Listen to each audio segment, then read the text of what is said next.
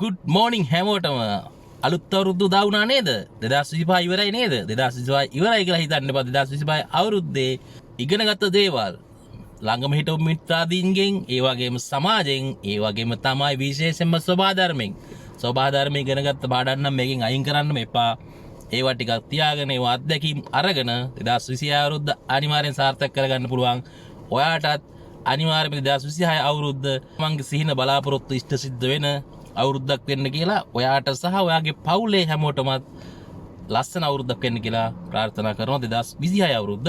ඒ වගේම Tamanට වෙනවට අකමැති කිසිම දෙයක් තව කෙනෙකුට කරන්න නැතුව ලස්සනට තමන්ගේ ගමන යන්න පුළුවන් වෙන්න කියලා ප්‍රාර්ථනා කරනවා.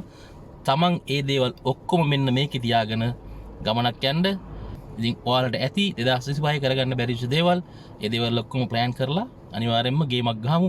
එහෙනම් 2025 අවුරුද්දේ කියන්නේ මේ අද ඉන්න තැනට වැඩිය 2026 අවුරුද්ද ඉවර වෙද්දී 2027 උදා වෙද්දී ඔයා ඉන්න ඕන වෙනම ලෙවල් එක අන්න ඒ ලෙවල් එකට යන්න නම් අද මේ මොහොතේ ඉඳලම වැඩ කරන්න කවුරුවත් කියන කතා අහන්න එපා.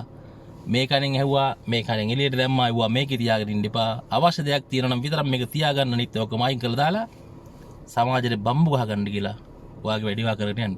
එහෙනම් ඔයාටත් ඔයාගේ පවුලේ සැමටමත් ලැබුවා වූ 2026 සුබ නව වසර සුබම සුබ නව වසරක් වේවා කියලා ප්‍රාර්ථනා කරමින් බුදු සරණයි අල්ලාහ් දේ පීඨයි ජේසු පීඨයි ජය වේවා.